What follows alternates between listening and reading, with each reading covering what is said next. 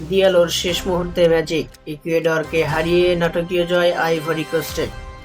আসসালামু আলাইকুম দর্শক, আপনারা দেখছেন ময়দান স্পোর্টস আপডেট। ফুটবল বিশ্বের রোমাঞ্চকর এক ম্যাচের শেষ মুহূর্তের ম্যাজিক জয় পেল আইভরি কোস্ট।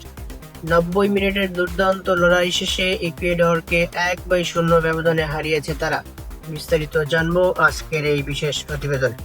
ম্যাচটি ছিল মূলত রক্ষণের লড়াই। শুরু থেকেই ইকুয়েডর এবং আইভরি কোস্ট উভয় দলই আক্রমণাত্মক থাকলেও গোলের দেখা পেতে বেশ বেগ পেতে হয়েছে তাদের। মাঠের প্রতিটি কোণে ইকুয়েডর যেমন তাদের রক্ষণভাগ মজবুত রেখেছিল, তেমনি আইভরি কোস্টও পাল্টা আক্রমণের চাপে রেখেছিল প্রতিপক্ষকে। প্রথমার্ধ গোলশূন্য শেষ হওয়ার পর দ্বিতীয়ার্ধেও একই চিত্র দেখা যায়। দুই দলের গোল রক্ষকরাই আজকের ম্যাচে ছিলেন দুরন্ত ফর্মে। ম্যাচ যখন একদম শেষের পথে, অর্থাৎ 90 মিনিটের মাথায় গ্যালারির দর্শকরা যখন ড্রয়ের কথা ভাবছিলেন, ঠিক তখনই জ্বলে উঠলেন আইভরি কোস্টের দিয়ালো।